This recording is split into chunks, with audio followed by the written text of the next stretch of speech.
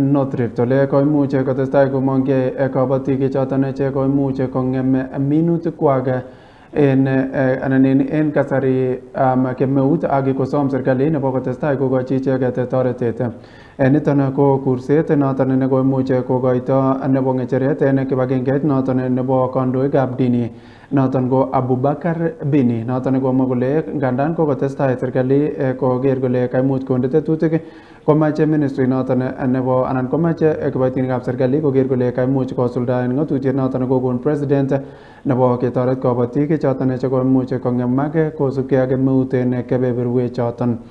Koimuch kora komache serikali Bini koger kole kakimuche kisuldaen noton ak keger kele kakitoret kabatik choton kosubkei ak ne icheket kotiengei mising kabatisiet en kebeberwek choton. Kwanza tunamshukuru Mwenyezi Mungu kuwezesha kuleta mvua kwa wakati huu ambapo kulikuwa kumekauka sana.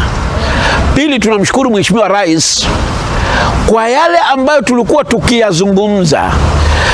Watu wa North Rift wanahitajia usaidizi kwa sababu ya janga la ukame walilolipata.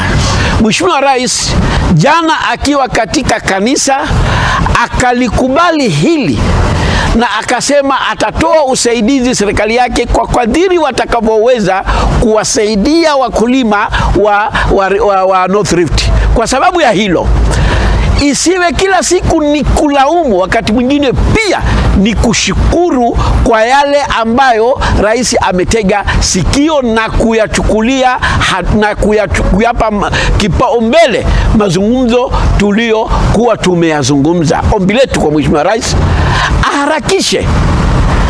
aharakishe kuleta usaidizi, kwa sababu tatizo hili ni kubwa. Isiwe watu watajitoa uhai kwa sababu ya kupoteza mali yao mingi. Mheshimiwa Rais, kumekuwa na mjadala huu ambao kwamba wa 2060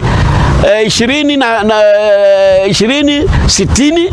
Hili swala ambalo tungelimuomba Mheshimiwa Rais alipe kipaumbele maadili ya Wakenya, aangalie kifungu namba 6 kinasema nini maadili mema, na lazima kuwe na msingi katika hii miaka 30 itakayoongezwa kutekeleza ruwaza hii. Taifa linapokuwa na maadili mema, ni taifa ndio litasimama.